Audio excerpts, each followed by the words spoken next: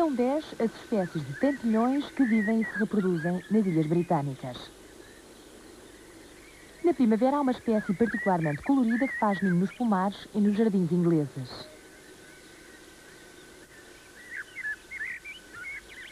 O Dom Faz devora avidamente as flores das árvores de fruto, como a macieira, a ameixeira e a pereira. Por cada flor consumida é menos um fruto que a árvore produz.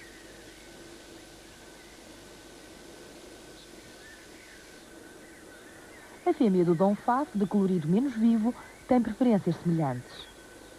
Trabalhando em equipa, vão devorando as flores à razão de uma por segundo.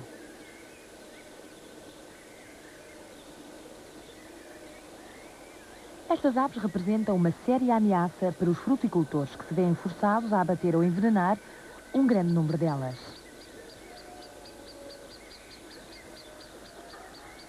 Alguns deles têm licença para recorrer a armadilhas que utilizam para controlar os bandos de donfacos.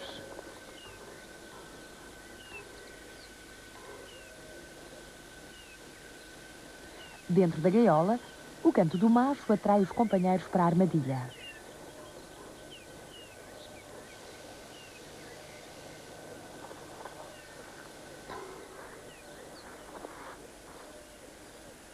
Porém, ultimamente, o seu número tem vindo a diminuir.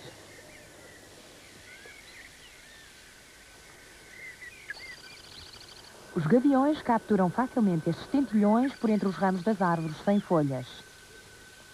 Os gaviões foram em tempos gravemente afetados pelo uso de DDT nas culturas. Com o abandono do recurso aos pesticidas, verificou-se uma espantosa recuperação da espécie.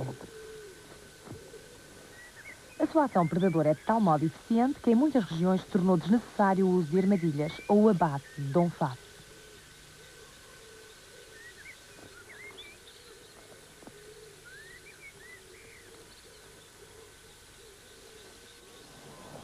Mas muitos tentilhões eram capturados por outros motivos. O seu canto melodioso e a beleza da plumagem, em particular a das espécies canoras, levava muitas pessoas a mantê-los em gaiolas.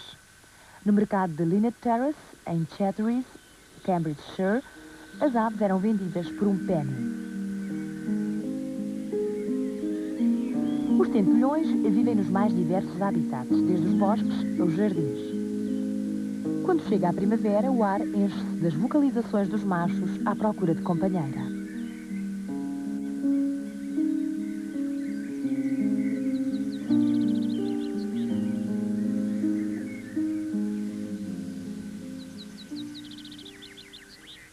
O macho do tentilhão comum canta do alto dos ramos de um espruce, a que se junta à fêmea mais próxima, evidenciando a sua receptividade para o acasalamento.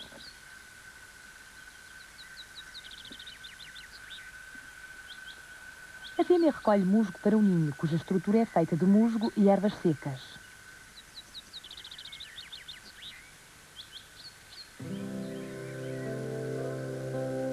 Depois de terminada a tarefa, a fêmea procura teia de aranha para unir o material. Pousada no ninho, ela vai-lhe dando a forma de taça. Em seguida, envolve o conjunto com mais teia, antes de começar a fazer o revestimento constituído por crinas de cavalo e penas.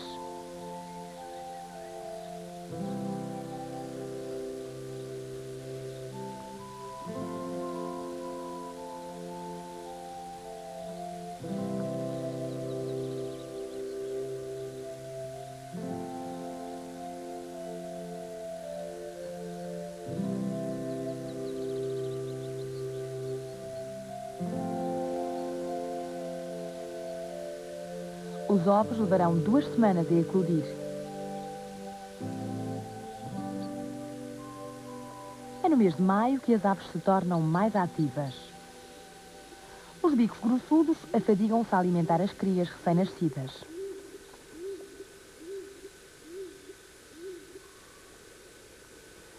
Tal como os tentilhões comuns, esta espécie alimenta as crias com insetos, enquanto os progenitores consomem sobretudo sementes. Esta dieta rica em proteínas acelera o crescimento das crias, mas implica frequentes visitas ao ninho. A fêmea mantém-se atenta à ninhada.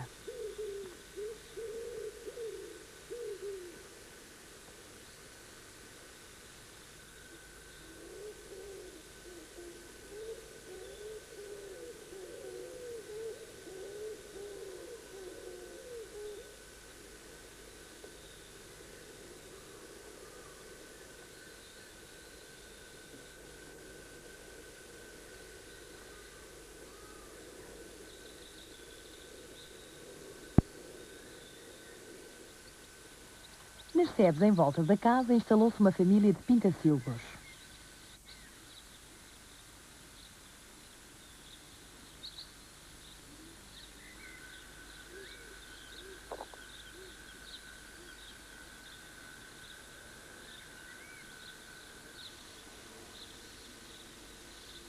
O pintacilgo enche o papo com sementes, que em seguida regurgita para as crias.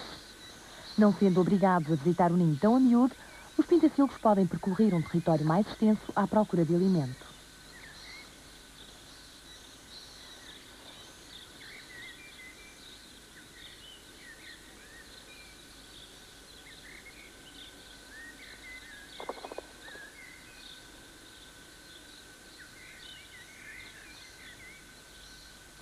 O jardim está cheio de ninhos de tentilhões.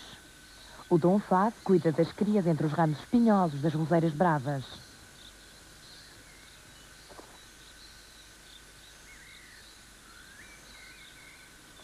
O verdilhão comum optou pela ramagem verde. O aspecto do ninho é verdadeiramente caótico e os progenitores nada fazem para o limpar. Nos jardins, as aves encontram tudo o que necessitam.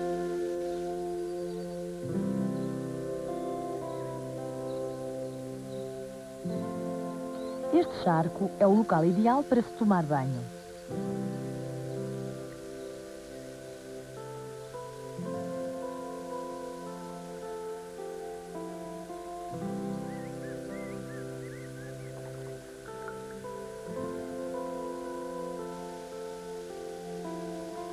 Com efeito, com o ninho tão sujo, os verdilhões têm de se lavar frequentemente.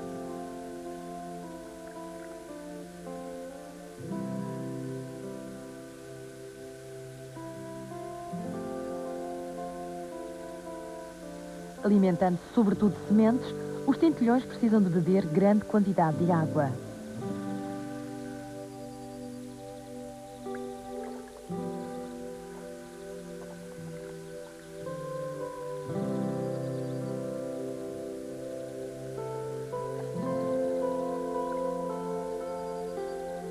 O macho do tentilhão comum aguarda a sua vez.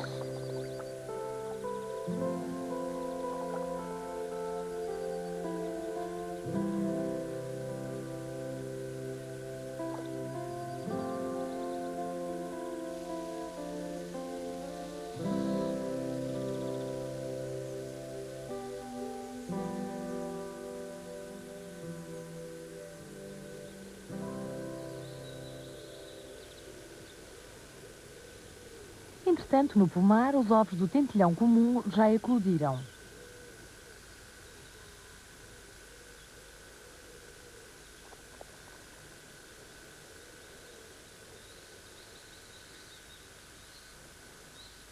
A fêmea cuida das crias entre as peras ainda verdes.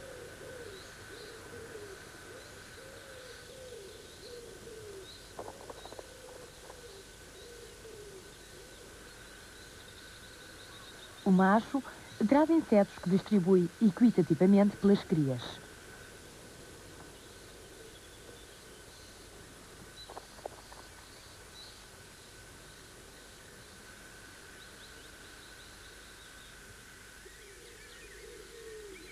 Os campos, os jardins e os caminhos são locais com uma grande quantidade de insetos. As crias desenvolvem-se rapidamente. Dentro de 2 semanas estarão prontas a deixar o ninho. No entanto, estes jovens tentilhões têm um progenitor de colorido um pouco estranho.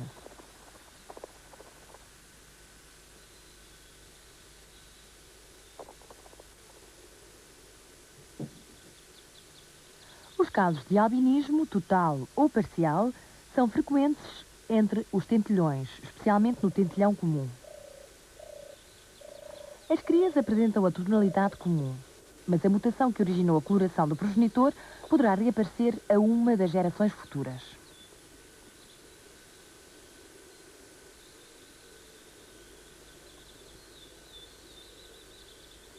Os progenitores do ninho construído na pereira ainda andam à procura de insetos.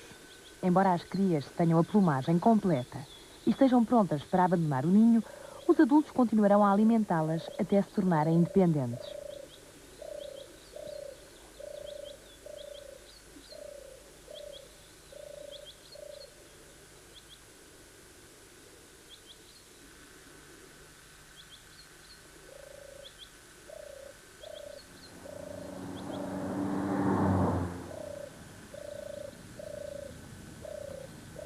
As sebes à beira da estrada constituem uma generosa fonte de alimento para as espécies granívoras. No verão, os pintacilgos extraem as sementes dos cardos com os seus bicos pontiagudos, especialmente adaptados para o efeito. As crias acompanham os progenitores pedindo-lhes alimento.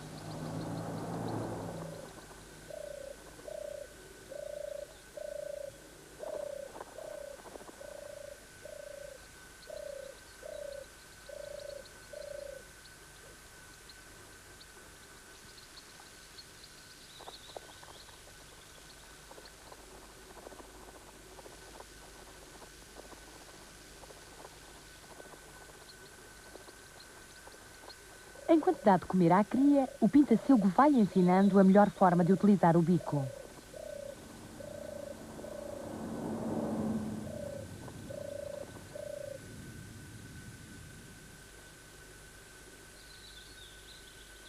Dentro de pouco tempo, a cria já terá aprendido a lição e começará a procurar sementes pelos seus próprios meios.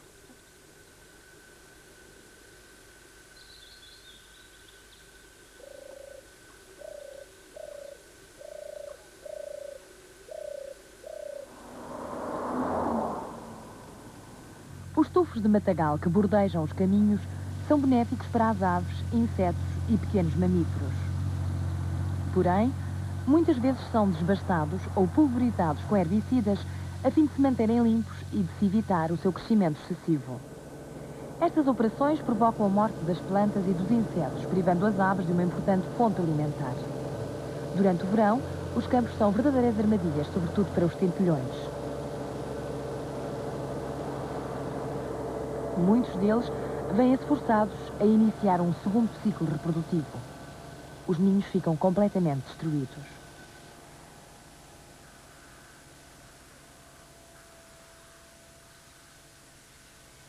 Mas os tentilhões também se veem confrontados com numerosos predadores. Nos últimos anos, o número de pegas rabudas tem vindo a aumentar a um ritmo assustador. São grandes predadores de ovos e constituem uma terrível ameaça para os tentilhões e outras aves canoras. A destruição das sebes tem-se revelado catastrófica para as aves e outros animais. A sua destruição contribui para o aumento dos terrenos de cultivo economicamente mais rendáveis.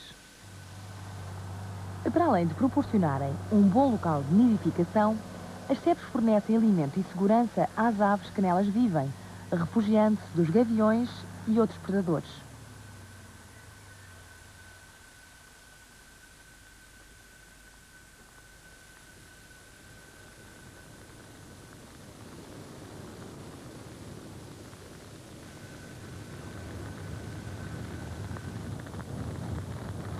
No entanto, há algumas formas de agricultura que beneficiam as aves, oferecendo-lhes extensos campos de flores silvestres, como a papoila.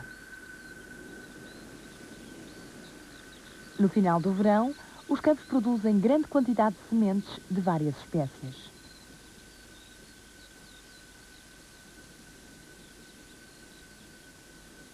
A cultura do girassol tem sido desenvolvida com o fim de se obter óleo alimentar. As flores constituem um complemento à dieta do verdelhão comum e de outras espécies. O bico permite-lhe abrir as sementes com grande facilidade. Penduram-se na flor e vão retirando as sementes uma a uma.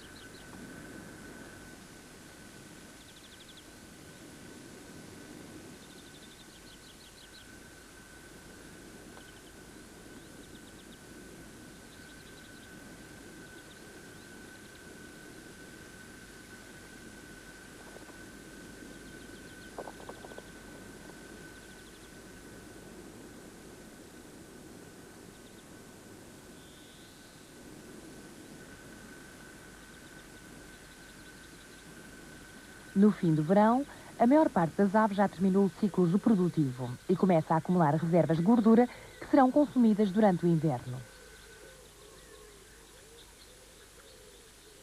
O bico do bico grossudo é um dos maiores e mais poderosos da família dos tentilhões.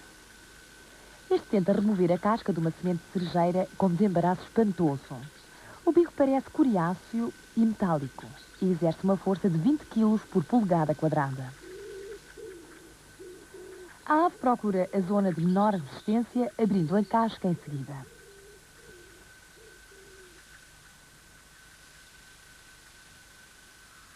No outono há grande quantidade de frutos e bagas nos bosques e nos jardins.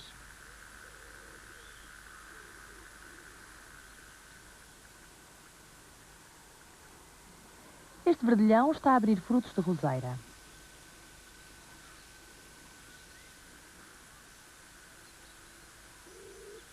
As sementes são minuciosamente inspecionadas antes de extrair o conteúdo.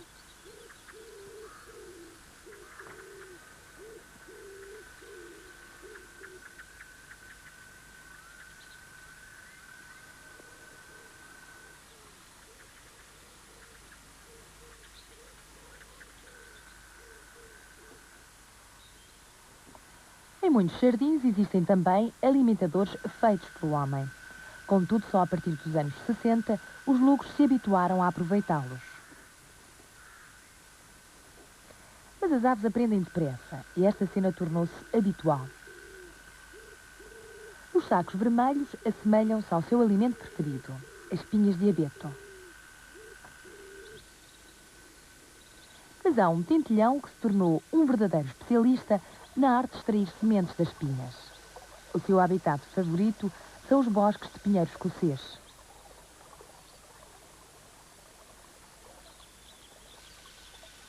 O nome de cruza-bico não podia ser mais apropriado.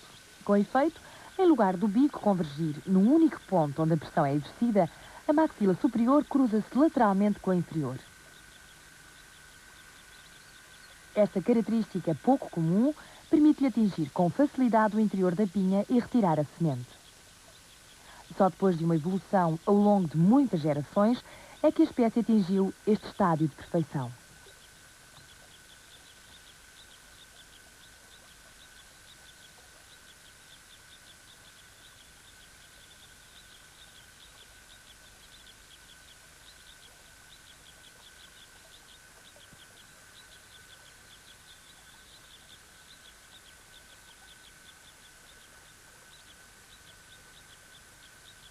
Curiosamente, ao nascer, a forma do bico é normal. A cria só desenvolve o bico cruzado depois de ter abandonado o ninho.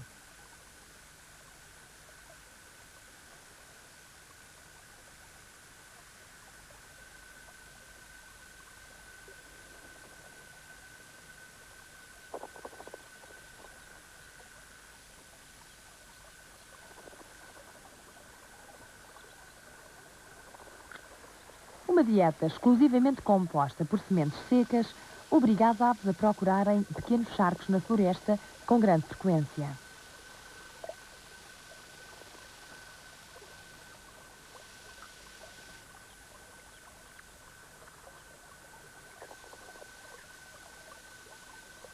Ao longo da sua evolução, o cruza-bico especializou-se no consumo de um único tipo de sementes. Felizmente, trata-se de uma fonte de alimento disponível durante todo o ano. Com o início do inverno, muitas aves migram para os países do sul em busca de alimento.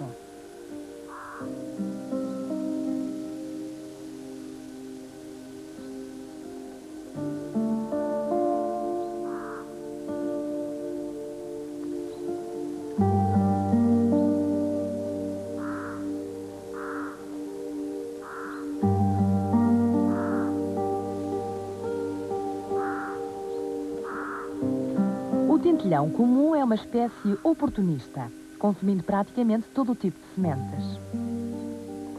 O pintacilgo depende dos ramos que emergem da neve. Os cardos proporcionam alguma abundância de alimento, mas o pintacilgo tem de se servir do seu bico aguçado para extrair as sementes.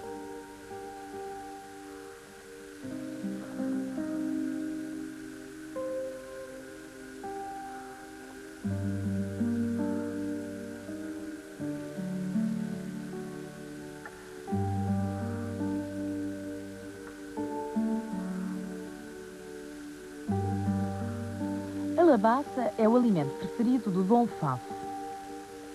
As infrutescências situam-se a 1,5 metro do solo e proporcionam uma refeição fácil ao longo do inverno. As labaças e os cardos abundam nas bermas dos caminhos. Não for o recurso aos herbicidas e os frequentes desbastes, e muitas aves teriam mais hipóteses de sobrevivência.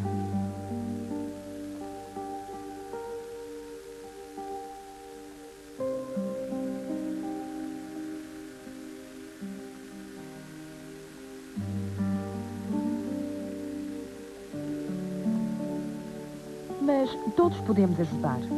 Os alimentadores não só ajudam as aves a sobreviverem durante as épocas de escassez, como são o local ideal para as observarmos de perto.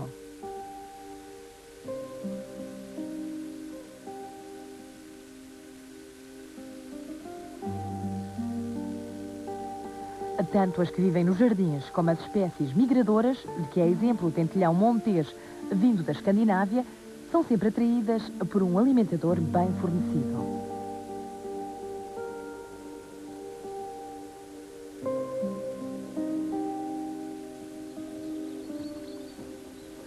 Atualmente, há muitas pessoas que têm várias espécies de tentilhões presos em gaiolas.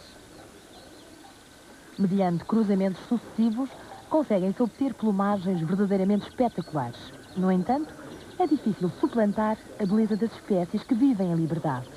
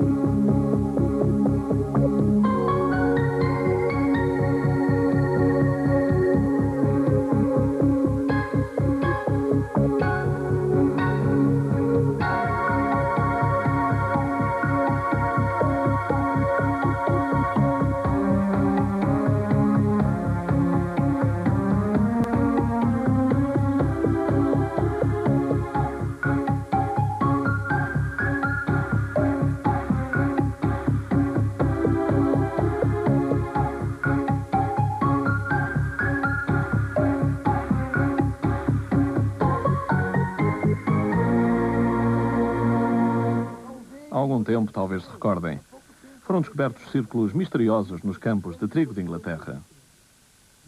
Muita gente pensou tratar-se de algo vindo do espaço, mas não passou de uma brincadeira de folgazões. Agora, porém, deparamos com isto. Círculos de novo. Vamos até lá.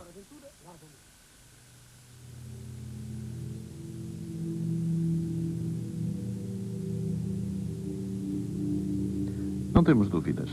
Há sinais circulares naquele campo. Na verdade, são vários. A erva apresenta uma coloração mais escura. De perto podemos ver melhor. Estes sinais não vêm do espaço exterior, mas sim do interior do solo. De tempos a tempos, estes seres subterrâneos desenvolvem órgãos especiais que emergem do solo. Aqui, uma estrela da Terra irrompe à superfície.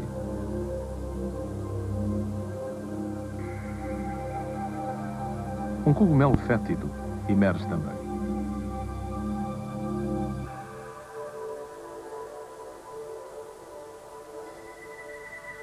E aqui vemos surgirem uns braços vermelhos de aspecto viscoso que lembram um polvo. Trata-se de um fungo conhecido por Anthurus archeri.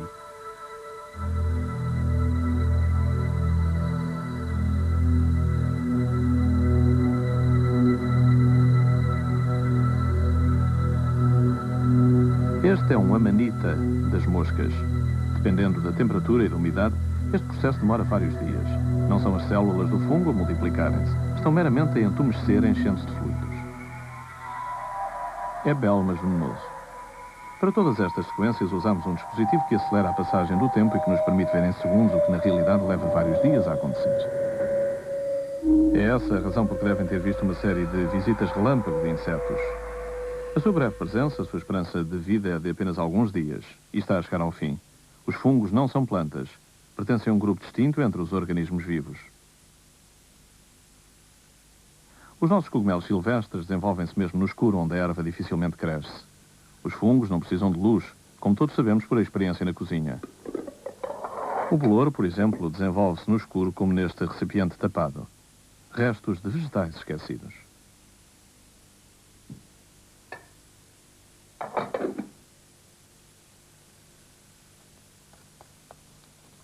Uma caixa de iogurte aqui deixada há alguns dias.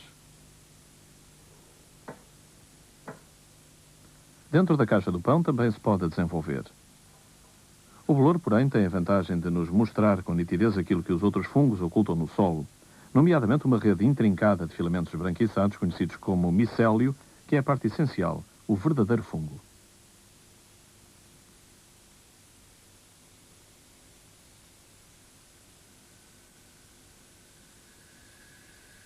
Assim, aquilo que vemos ao caminhar pela floresta e a que chamamos fungos, como cogumelos, por exemplo, ou a manita, que vimos há pouco, não são mais do que apêndices do fungo subterrâneo que emergem acima do solo.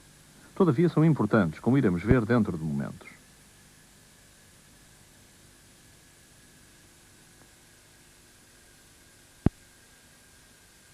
Para chegarmos ao verdadeiro fungo, temos de descer ao interior do solo. Este micélio, esta rede emaranhada, não deve ser confundida com raízes.